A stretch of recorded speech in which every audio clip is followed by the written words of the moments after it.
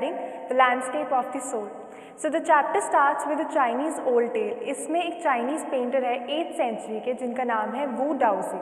उनको एक Tang emperor authorise करते हैं उनकी पैलेस की वॉल्स को डेकोरेट करने के लिए। तो जब वू डाउजी वहाँ पे पेंटिंग बनाते हैं तो वो उस पेंटिंग को एक स्क्रीन के पीछे छुपा देते हैं ताकि सिर्फ उसे एक एम्परर ही देख सके।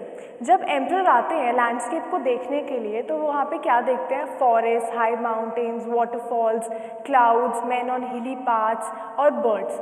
उसके बाद जो वू डाउजी है वो एम्परर को एक केव दिखाते हैं। वो कहते हैं कि इस लैंडस्केप में एक केव है और वहाँ पे एक स्पिरिट है।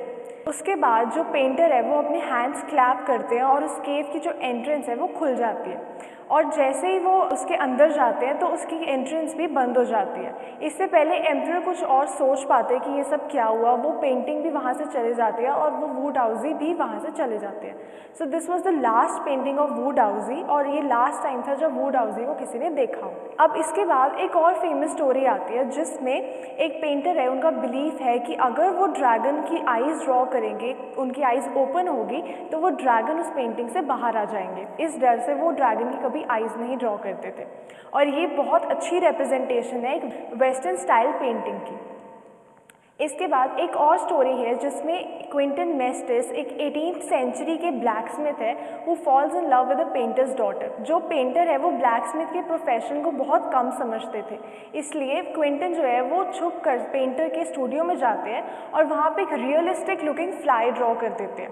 अब जैसे ही पेंटर स्टूडियो में वापस आते हैं तो वो क्या देखते हैं, वहाँ पे एक फ्लाई है। उस फ्लाई को वहाँ से हटाने की कोशिश करते हैं लेकिन उन्हें रियलाइज़ होता है कि ये एक पेंटिंग है और उस पेंटिंग से इम्प्रेस होकर वो क्विंटन को as an apprentice, as a trainee अपने स्टूडियो में रख लेते हैं और अपनी डॉटर की शादी भी उन्हीं से करवा देते हैं। इसके बाद वहाँ पे वो सबसे अच्छे पेंटर उस एज के बन जाते हैं। अब इन 3 स्टोरी से हमें चाइनीज़ पेंटिंग्स और यूरोपियन पेंटिंग्स का डिफरेंस पता चलता है। जो चाइनीज़ पेंटिंग्स है वो ज़्यादा एब्स्ट्रैक्ट है, हम उन्हें एक्सप्लेन नहीं कर सकते ज़्यादा, लेकिन जो यूरोपियन पेंटिंग्स है वो ज़्यादा रियलिस्टिक है। जो चाइनीज़ पेंटिंग है उसमें पेंटर चाहते हैं कि हम इनर लाइफ और स्पिरिट को एक्सपीरियंस करें, बट जो यूरोपियन पेंटिंग्स है उसमें पेंटर सिर्फ आपको वही व्यू दिखाना चाहेंगे जो उनका खुद का व्यू होगा उस पेंटिंग के लिए। चाइनीज़ पेंटिंग में जो पेंटर है वो चाहेंगे कि जो व्यूअर है उनकी एक्टिव पार्टिसिपेशन हो, वो सिर्फ एक सिंगल पॉइंट ऑफ व्यू से उस पेंटिंग को ना देखे बल्कि हर पॉइंट ऑफ व्यू से, जिस भी व्यू से एक व्यूअर देखना चाहता है उस व्यू से वो देखे। लेकिन यूरोपियन पेंटिंग्स में वो सिर्फ एक सिंगल पॉइंट ऑफ व्यू से ही चाहेंगे कि व्यूअर उसे देखे। आफ्टर दैट चाइनीज़ लैंडस्केप जो है वो एक इनर और मेंटल लैंडस्केप है और उसमें एक स्पिरिचुअल और कंसेप्चुअल स्पेस है जिसका नाम है शैनशुए।